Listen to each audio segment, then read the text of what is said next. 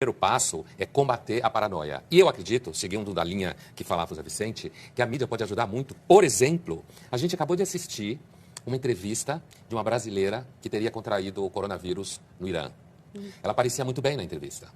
Eu acho que a mídia devia começar a cobrir, aqui no Brasil, os inúmeros casos até então de pessoas que têm coronavírus, sobrevivem, estão cuidando dele em casa e voltarão à vida normal em breve. Eu acho que, na verdade, isso devia ser o primeiro foco da imprensa e da mídia no Brasil agora. Porque só falar que tantos estão contaminados, morreram tantos não sei aonde, no Brasil ainda não, mas é possível que venha acontecer. Só falar que é pandemia, só falar que tem gente morrendo de medo e esvaziando supermercados, isso é a favor do vírus da paranoia. É a favor, não é contra. Porque a gente já tem um problema que é o seguinte, as redes sociais.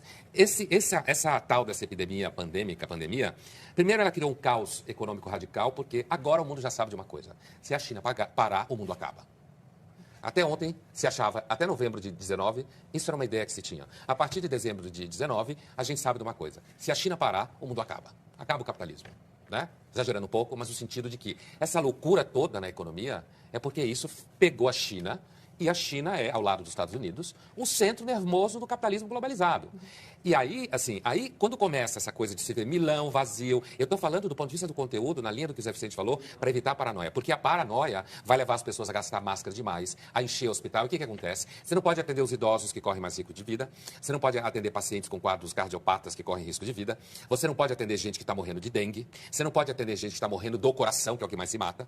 Então, a gente está vivendo uma situação hoje que, é claro que você tem que evitar o contágio, mas eu acho que quando você está trabalhando com conteúdo de informação, nesse momento, para você passar para as pessoas a sensação, olha, o mundo não está acabando.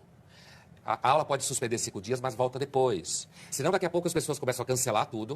Eu não estou falando nem do dano econômico. Cancela tudo, fica todo mundo em pânico dentro de casa, sem ter o que fazer, os casais começam a brigar, e aí dá tudo errado. Então, assim, tem gente no Brasil que está com coronavírus e teve, e sobreviveu, e está vivendo. Então, a gente tem que mostrar que o coronavírus não é a peste negra.